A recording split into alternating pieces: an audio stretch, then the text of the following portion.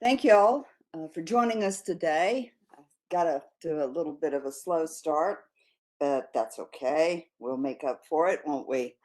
We are now kind of getting into a different approach, a different section of the course, talking about Congress and the presidency. And we need to look at the powers of Congress and what the power source for that is, and what their duties and responsibilities of Congress are. And um, we won't get into the presidency today. Oh, maybe a little bit.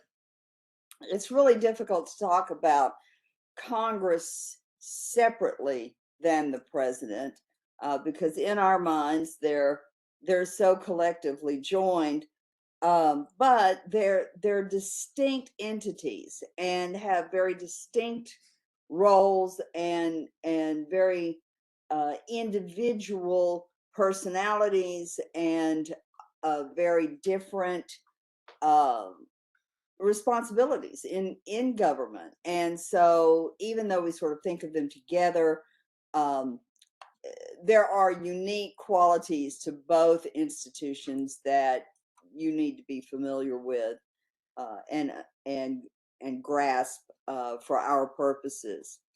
Congress is the legislative body, and the founders actually thought that Congress would be the focal point of government, that the institution that had the most responsibility, the most power, the most ability would be Congress. And in our minds, though, we think of government and the presidency. We disproportionately focus on the presidency when, in fact, the real power is in Congress. Congress is the most powerful legislative body on earth. They have more power than any comparable institution. And what makes our Congress unique and what makes it so powerful is its ability to generate legislation on its own. Our Congress does not wait for the president to establish a legislative agenda with legislative goals in mind or publicly announced. It's not like the prime minister, who originates from parliament, and really parliament and the prime minister have this relationship that is incredibly interdependent, and they're so much creatures of a system, when in fact, if you look at Congress can generate its own legislation. They don't have to wait for the president to give them an agenda. Congress can have their own agenda. uh, Congress doesn't have to be, and often isn't, in the same party as the executive. Uh, Congress can have its own legislative agenda. It can start legislation on its own. It doesn't have to wait for the president to give it, um, a focus or an emphasis. Congress can do that on its own. And the president, he can announce his own agenda, and Congress can say, well, that's lovely. We're going to do what we want to do anyway. We're not going to do what you want us to do. We're not here to do what you want us to do. Um, it they're designed to be completely separate.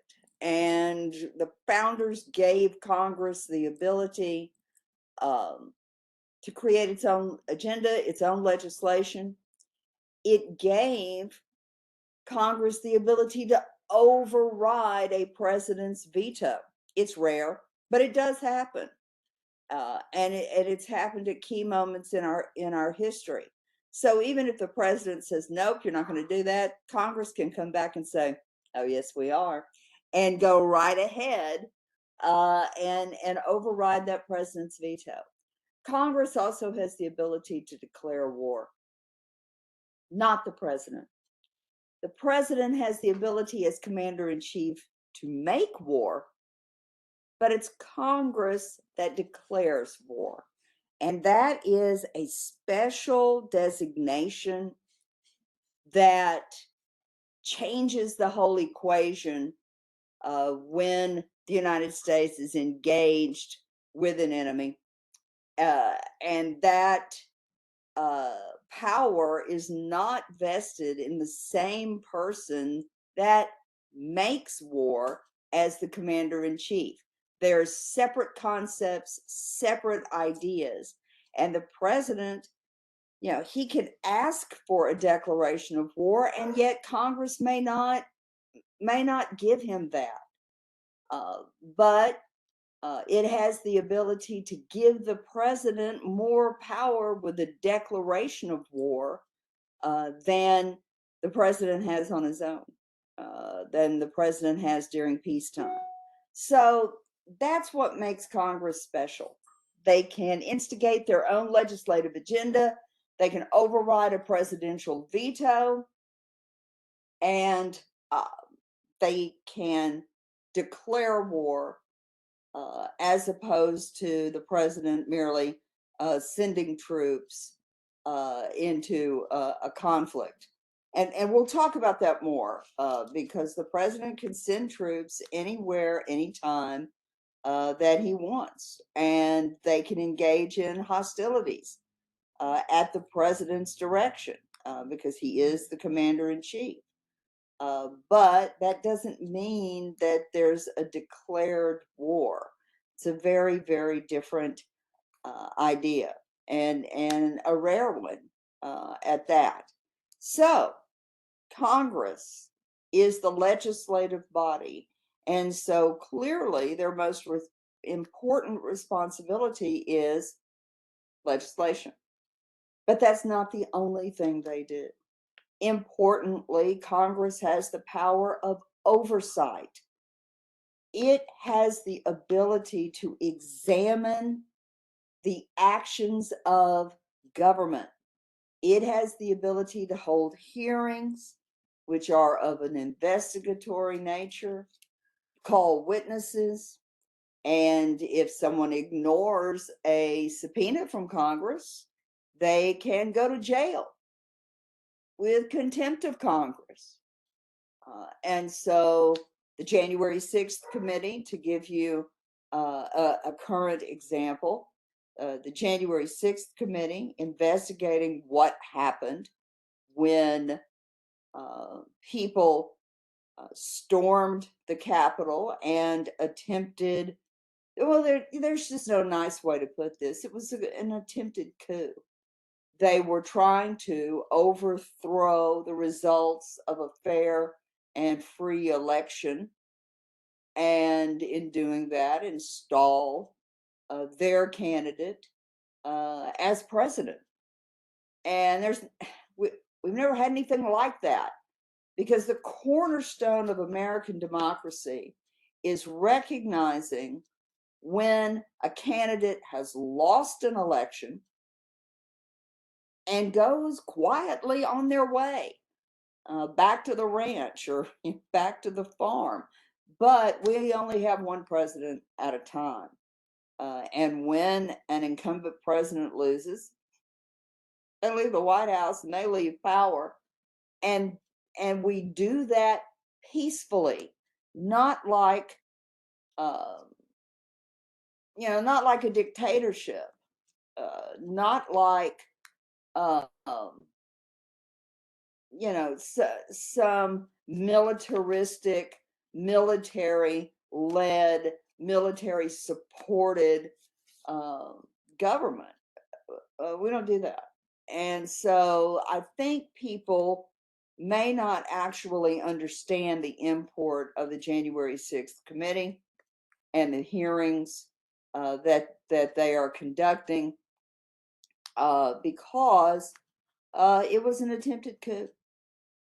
What is worrisome about this, that and the perpetrators the participants rather, in this coup are going to jail. People have been convicted, and of serious charges: insurrection, seditious insurrection, and they're going to jail, and that is significant because we don't do that in a democratic government. We certainly don't do it in this government, and we won't tolerate it. And so this is pretty important stuff.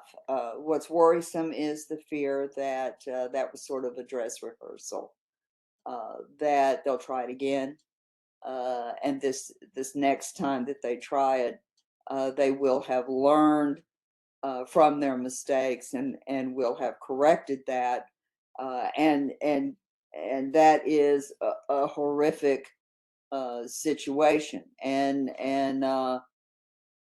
the importance of punishing the participants in that is to teach an important lesson of democracy that somehow escaped these people that grew up in this society like you and me, and yet they cannot accept the results of a free and fair election. And part of the reason they can't accept it is because the former guy, the guy that was president, uh, he knows he lost the election. He's not delusional. He knows he lost it, but it is a heck of a fundraising scam. Uh, People send him $250 million or thereabouts to fight this election fraud that he says was perpetrated on him, and he's raised this money, and it's just fascinating to me that this guy who's supposed to be worth billions keeps asking people for money, um, and they keep sending it to him.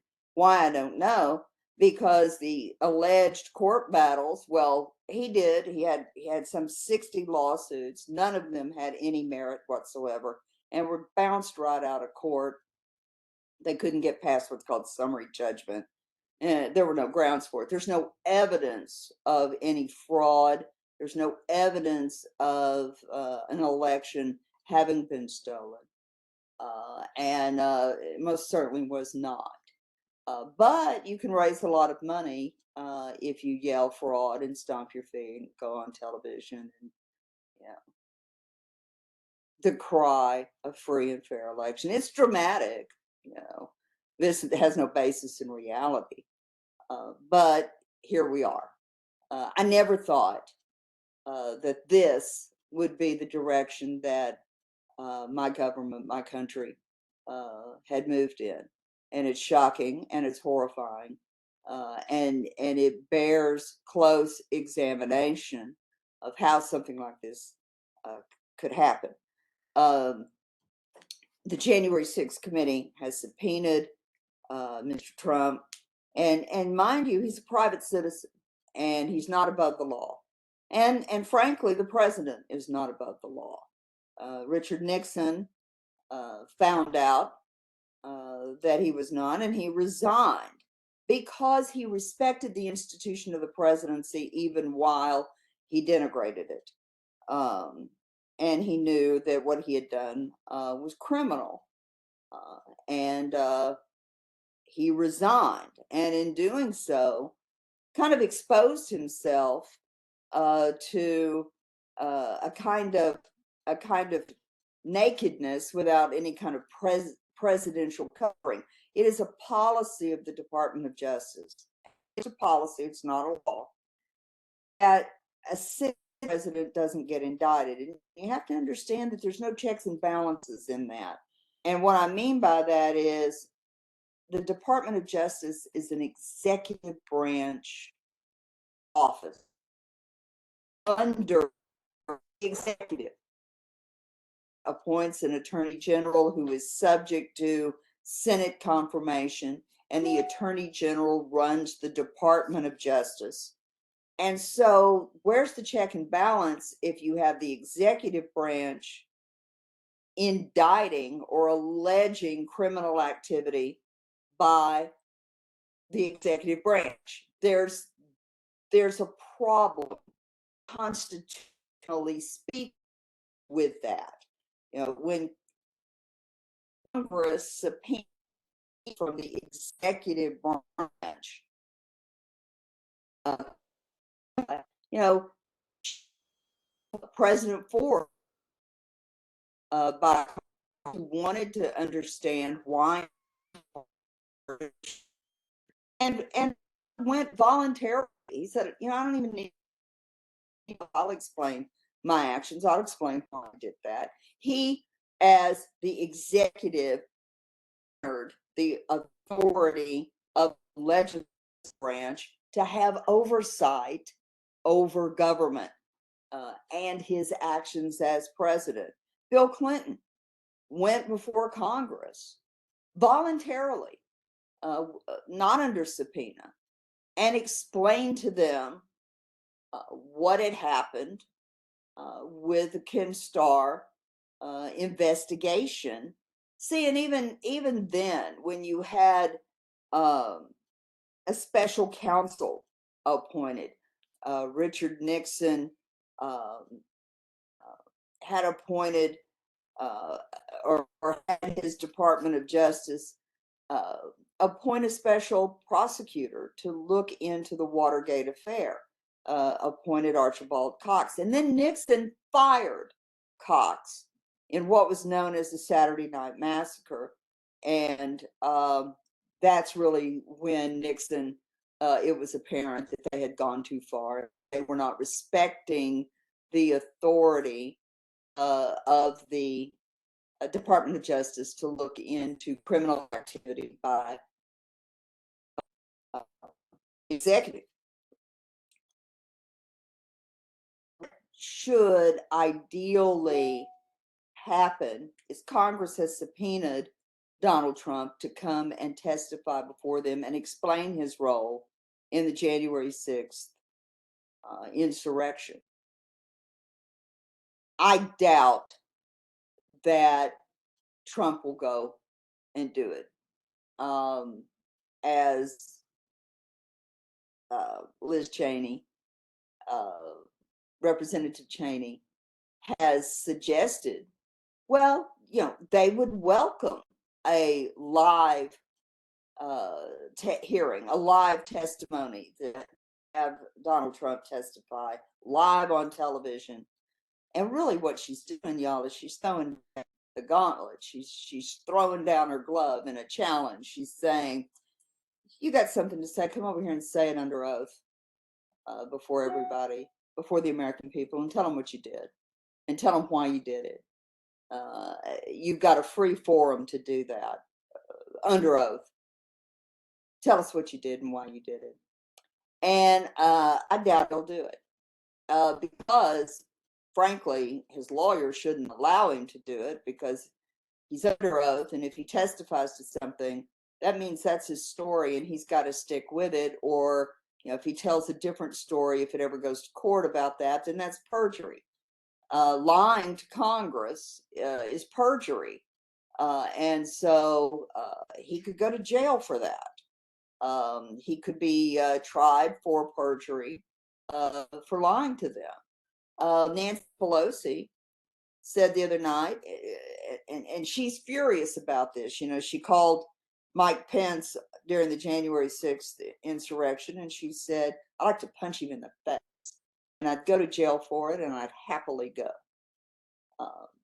Pelosi, as Speaker of the House, who is third in line for the presidency, had to defend the Capitol because the president wouldn't defend the Capitol against those insurrectionists.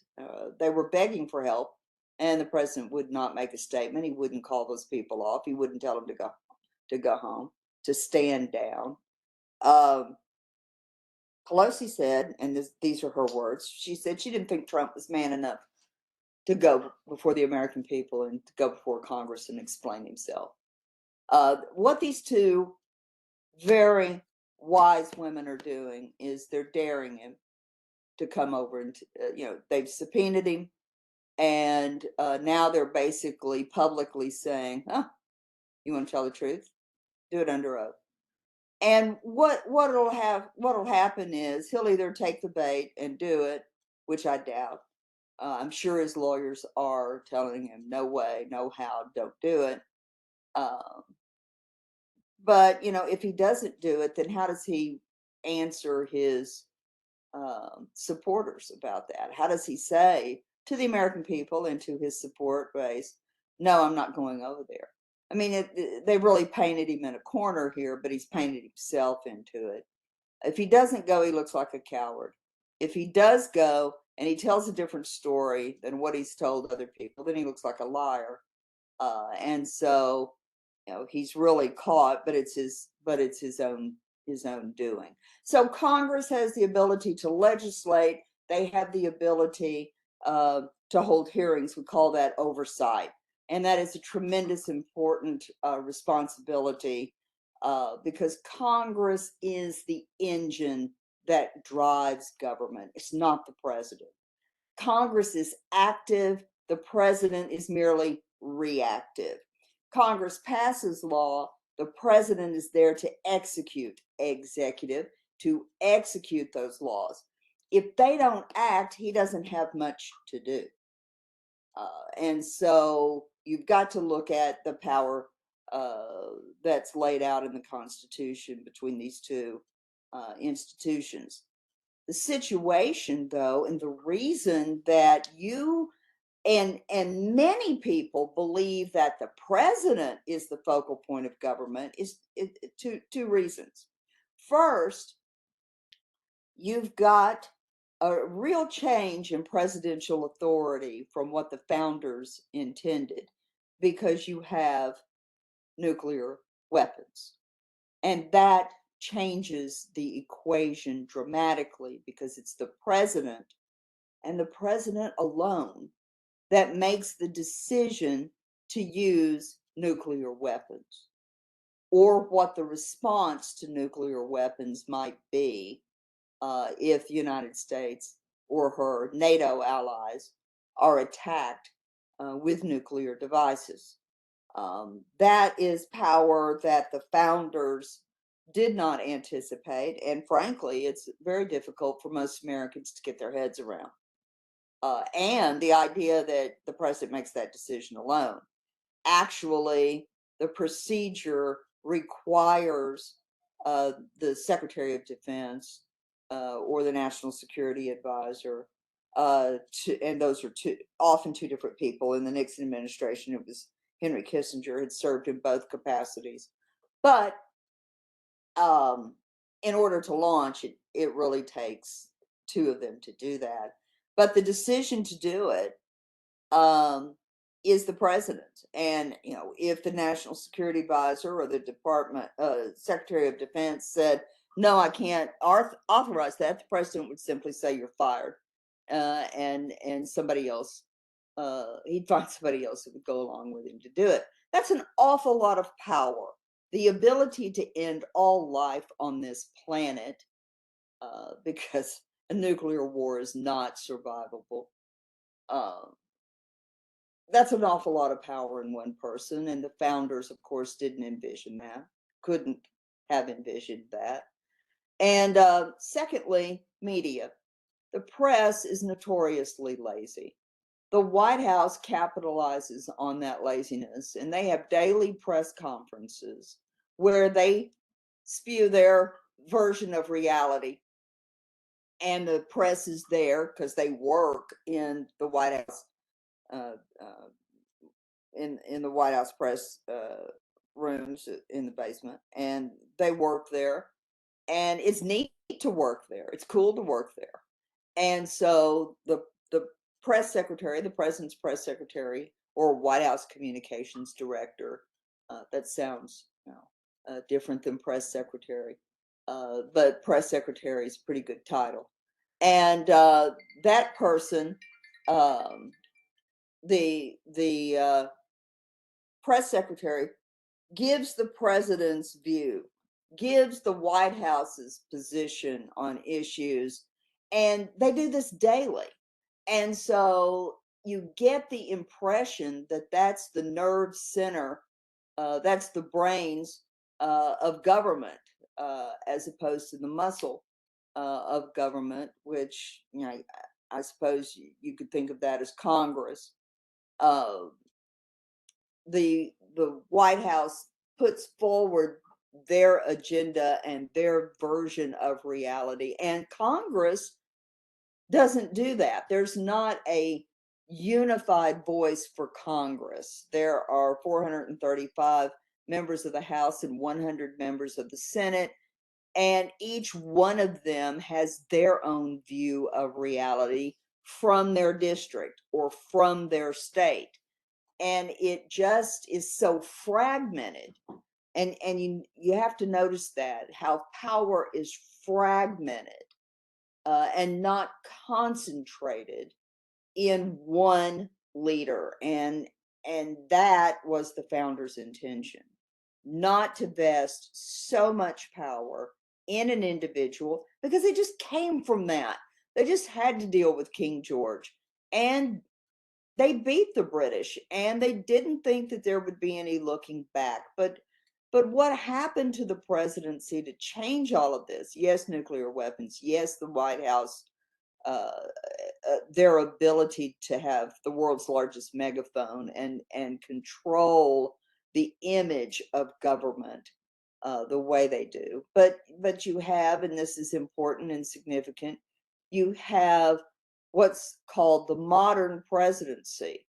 And the focal point of that, of course, began with Franklin Roosevelt and his masterful control of government, the reorganization of government under his authority in the two largest crises, a 1-2 punch, if you will, at the United States, the Great Depression and World War II, and fighting against fascism.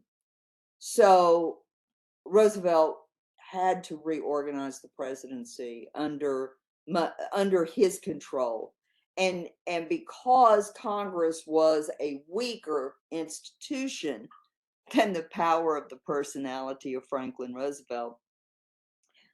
I'll give you some idea about this fellow. When he was a little boy, he had playmates over to play, and when they left and went home, his mother Sarah said, "Franklin, you don't have to be so bossy to other children. I heard y'all playing, and you kind of rough on these people. You really don't have to be rough on your friends like that." And he said, "Mother, if I don't tell them what to do, nothing will get done." He's 5 years old, for heaven's sakes. And that, though, is a very insightful remark, because it tells us a great deal about FDR's commanding personality and pretty much, well, the way, psychologically speaking, and y'all, a lot of ink has been spilled on psychological armchair examinations of the psyche and motivation of the president, um, and that stuff really started with William Bullitt and Freud. Yeah, that guy wrote an examination of Woodrow Wilson that sort of becomes the cornerstone of the way we all psychoanalyze the president now, without the benefit of ever examining him as a patient or ever meeting him. People would be happy to tell you what they think goes on in his head. But uh, the point of that is, Franklin Roosevelt forever changed the presidency, but more importantly, our perception of the presidency. Media focuses disproportionately on it, and then there is that atomic weapon, nuclear weapon thing. Okay, so that's why we really focus on the presidency and not Congress. So let's change that. Let's focus on Congress for a little while. So far, let me ask you any questions or comments about this or anything else that is on your mind. You doing all right? We're about midway through the semester. And it's a good time to have a little check-in and say, how are you? And how's it going? And I would love to tell you it's all downhill from here, but it's not. This stuff's really intense, and sometimes it's confusing. And so it helps to ask questions and get some clarification about the powers and duties, and responsibilities of government. And we will use historical examples to illustrate what we mean.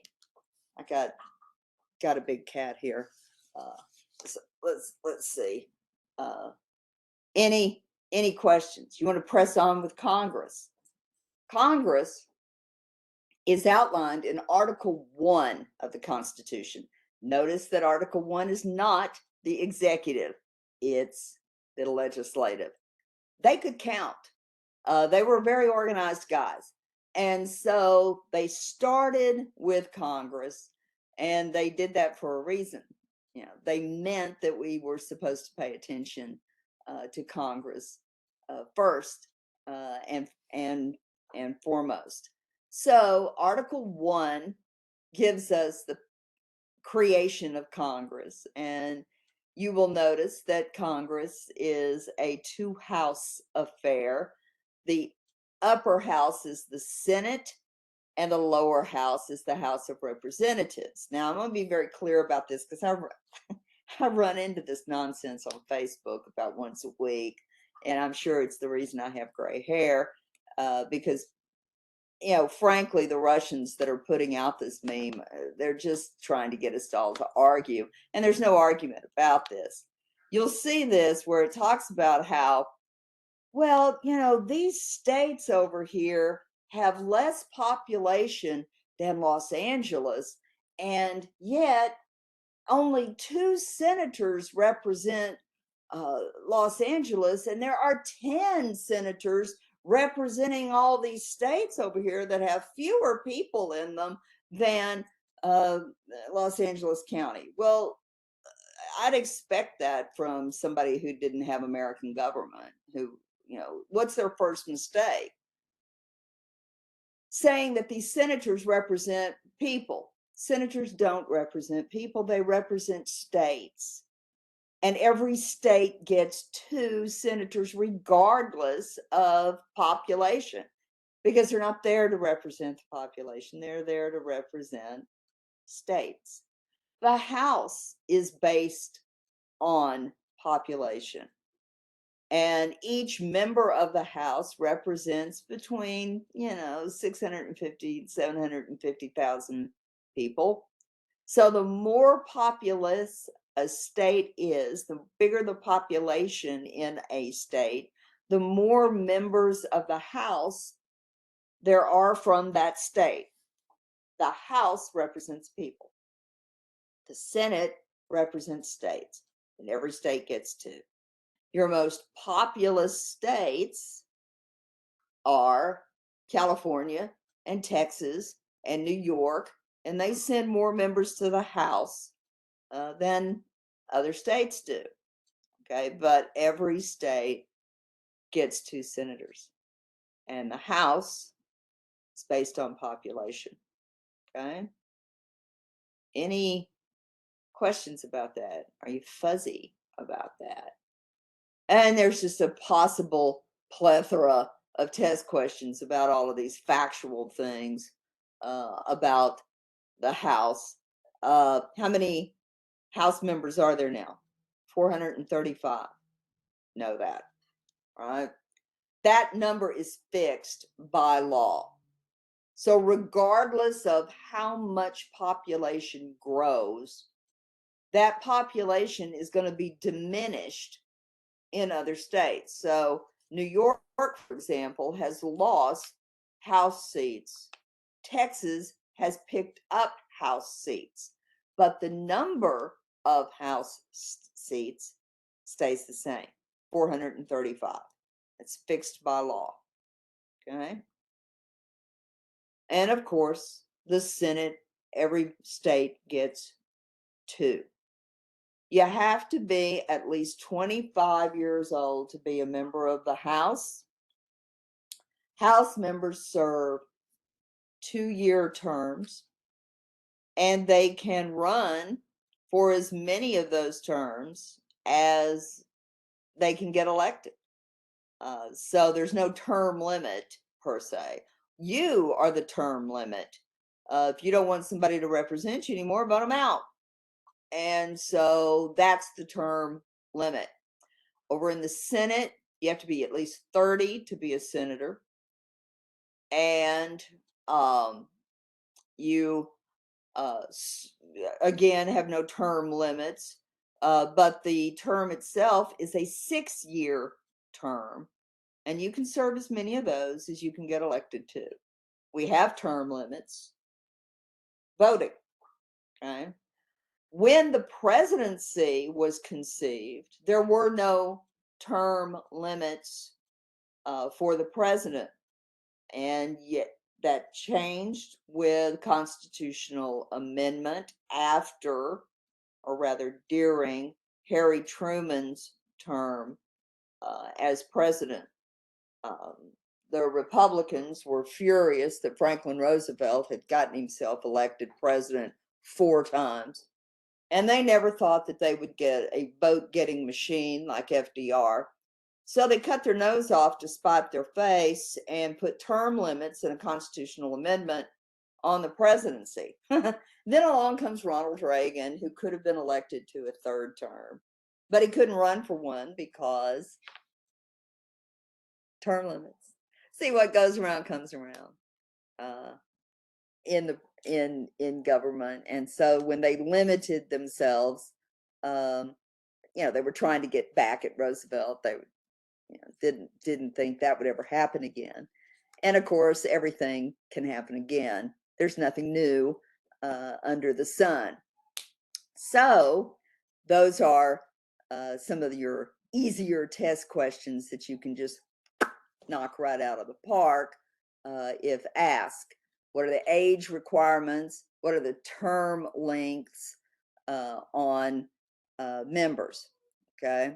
Notice that it says nothing about their education level, says nothing about, well, they have to live in the state if they're a senator to get elected from that state, but they don't have to live in the district that they're going to represent in the House. They don't have to live in that district at the time that they get elected. But come on, practically speaking, today you could readily run against somebody by saying, well, they don't even live in the district. Well, it doesn't require them to. Yeah, but they should. And people wouldn't like that. Wouldn't like that at all. Okay. Any questions about any of that so far? Comments about any of that? Okay. Okay. So, by the way, notice too that it doesn't say anything about that they have to be male. You could argue that that was just sort of assumed. Women weren't really regarded as much more than property. They didn't even own their own clothes. Everything that they owned belonged to their father or to their husband. Them as women as a separate legal entity that doesn't come along, y'all, really, until women get voting rights. And even then, it doesn't come along until women can own property and get credit in their own names. And that's going to be much later. Like when I was a little girl, was the first time that women could get a credit card in their own name or open a checking account in their own name or inherit property singularly. That was sporadic. That came about in various states earlier, but usually, that was an unusual thing. Property often passed to a woman and her husband. It rarely passed singularly to a woman. So it's kind of unusual for that to have occurred. So there's nothing in the Constitution about you have to be a man to hold any of these offices. Okay. All right. Where does the power of Congress come from? The power source is Article 1, Section 8 of the Constitution. The power source is Article 1, Section 8. And the powers that are listed there in Article 1, Section 8 are really powers that were included in the Constitution to correct problems that came about in the Articles of Confederation. If you go back to our Constitution lectures at the beginning of the semester, I told you that those powers were there because there were problems under the Articles of Confederation, and the new Congress was going to be designed to correct those problems. So, what's the first thing that Congress has the power to do? The power to lay and collect taxes. You are not going to have much of a government if you cannot tax people and appropriate that money, spend that money on projects to develop the strength of the country and the economy and the infrastructure of that country. And I mean, that's what Congress is there to do. They're there to pass legislation and a budget, budget making authority, the power of the purse. Congress is there to pass laws and to pass a budget to build infrastructure, roads, bridges, airports, dams, levees, dredging rivers, electrical grids, in order to have a powerful country. It's more than just delivering the mail. It's creating an economy that sustains life, that gives people employment and purpose. And that's what Congress is really all about. Legislation, oversight, budget authority. And with that budget authority comes the ability to tax and spend on things that government is supposed to do. And that's where our political parties used to differ. How to spend that money? On what do we spend that money? And Republicans were known for spending that money on projects that benefited their constituents. And that meant, by the way, a lot of times cutting taxes on wealthy people who voted Republican. And that's why they voted Republican, was because they didn't want to pay taxes that they thought were unjust or high or unfair. Democrats spent money on stuff for their constituents, for people who voted Democratic. And so they spent money to take that government money and create jobs with it. The Republicans thought that that was the private sector's responsibility. The Democrats believe that government plays a tremendous role in that. It's really hard to spend money on farms if you don't have roads to take those goods to market. So you can pay farmers subsidies to grow food or not to grow food, and the important thing about that is they got to have roads to get those goods to market, or they don't make any money. If they don't make any money, they can't pay any taxes.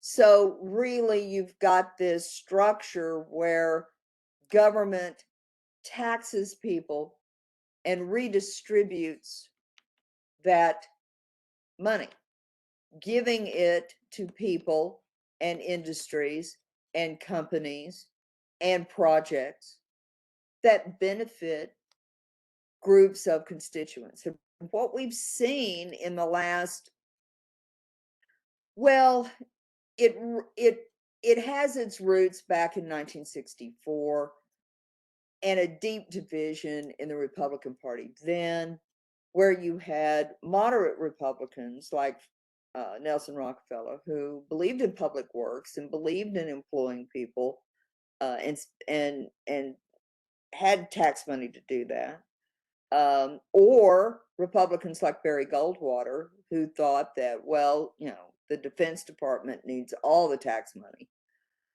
And we need to have an aggressive Defense Department so we can spend that money building weapons and blowing them up and tearing up stuff, breaking it and rebuilding it. And what's happened recently, and it intensified, it's always kind of been there, but it's really gotten intense, particularly with the House speakership of Newt Gingrich, where it didn't matter what the ideology of a party was. It was about winning, and not just losing, not just having, to beat the other guy, not having the other party just lose, and recognizing that you have a party that can be the loyal opposition. That's not what it's about anymore. It's about winning. It's about crushing the life out of your opponent. It's about voting for a political party regardless of the accomplishments of that party. And that's a huge change. And it's a huge change in government. Because look, the election of Barack Obama was a miraculous and wonderful thing. And, it was tremendously important for that to have occurred. But let's say for a moment that Mr. Obama lost to John McCain. That would not have been the end of democracy. It would have been different, but John McCain and Barack Obama were on the same page as far as supporting a democratic government with democratic ideas. And I mean that with a small d. What you have right now is not that. That's not what our elections have become about. There is a marked difference between people who support a democratic society and people who support an authoritarian approach to government. And so that is part of the very fabric of political power now. It's why people get elected. It's not just to be the opposition, and it's not just to go to Washington to bring as much of that federal budget pie back to your district in the form of federal money. That's not what it's about anymore. It's about changing the form of government that we have. That's what this is about. And that has changed our government and our society and our culture in ways that most of us never anticipated. You had a strain of that all along, but it was not the dominant strain of the Republican Party, and it certainly wasn't the dominant strain of this culture or this government. And that's what elections have become about. So you don't have to have goals. You just have an ideology that is authoritarian in nature. And literally, it makes no difference what your public policies are as long as you're authoritarian. And that specifically means that democratic ideas and democratic institutions, say it, the Enlightenment isn't supposed to be around anymore. Anti-science, anti-intellectualism, anti-free expression, even the role of the press is not to cover government and examine government. The role of the press is to aggrandize and to be nice to the dear leader and build that cult of personality up. And so this is really a fascinating time to be studying our power structures and our democratic institutions, because I thought we were as strong as our ideas. I thought that we were as compelling as the idea that people came here uh, to be free from government uh, in every aspect of their lives. But that has evolved or devolved rather than evolved. Um, it's devolved into uh, authoritarianism. And a very wise political philosopher once said that authoritarianism is the default position of government. Your first government organizations in Rome were authoritarian, where you have Caesar, uh, Hail Caesar, where you have this omnipotent, omnipresent, singular leader that that the Roman Senate is all about the promotion of this cult of personality. And really what I mean by default position is that there's something almost biologically driven about that kind of tribalism, and it's born out of people trying to survive external threats to the tribe.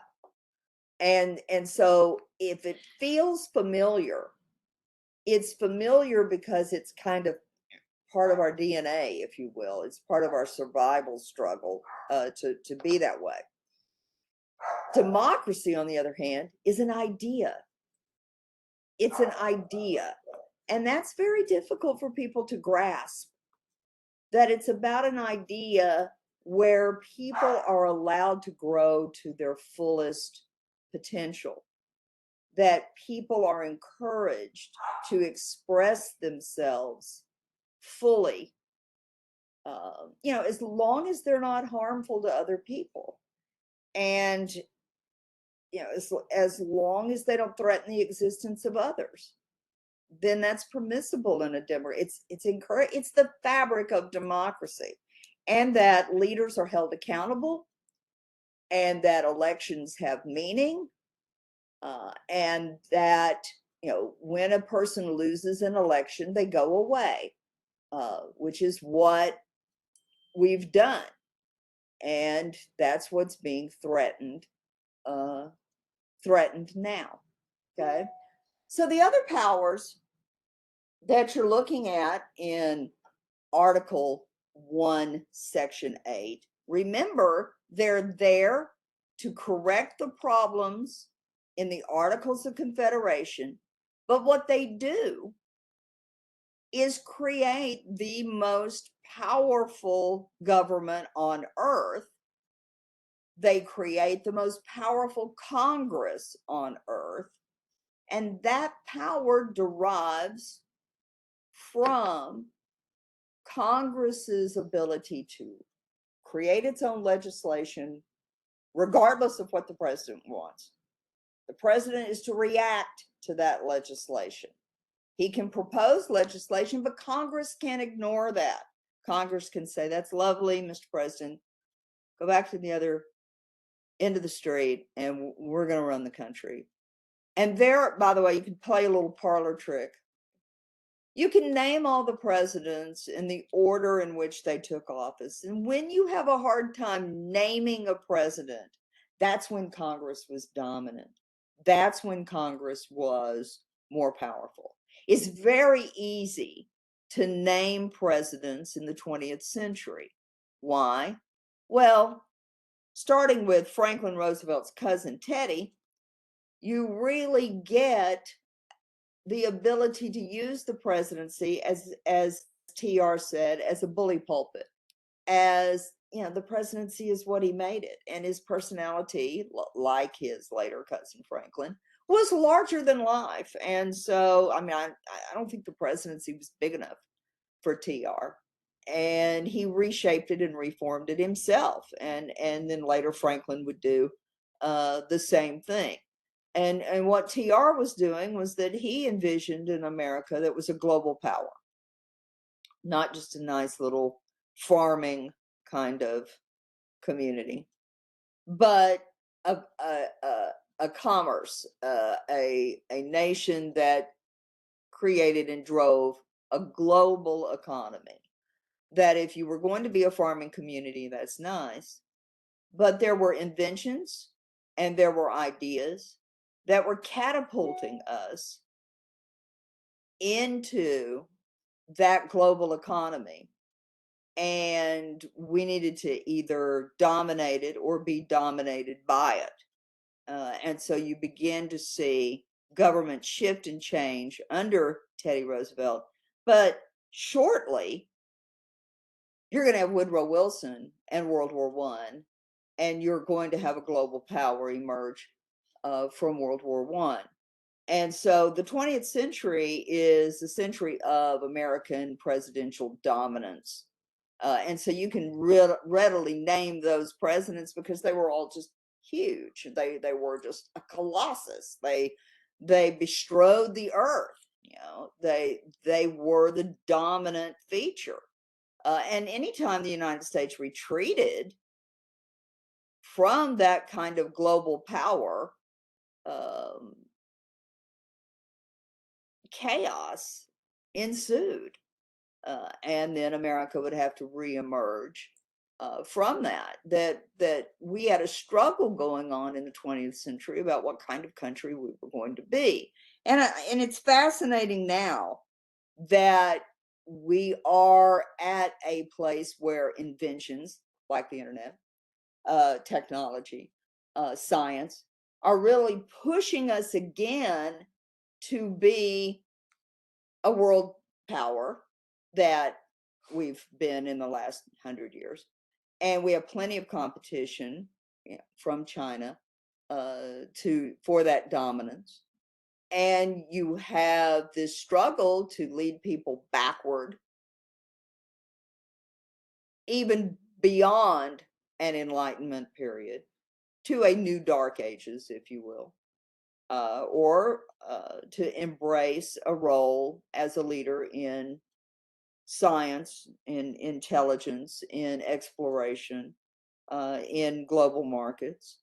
You know, and it's a struggle about what kind of country we're going to be. So I've kept you an hour. Hey, it's a beautiful day. Go outside and enjoy this weather because it's just going to get hot again before Halloween. And then on Halloween, it gets really cold and you have to wear a coat over your costume. It's a real bummer. Happens every year. But what we need to really talk about on Thursday is that Article 1, Section 8, those powers. And we need to look at the presidency in Article 2, Section 2 and 3, and really look at those powers. And there are all these historical examples that I have to give you that you need to know so that you get a better understanding of your Congress and your executive. Any questions? Let's quit. And I will see you guys on Thursday. Okay. All right. Let's stop.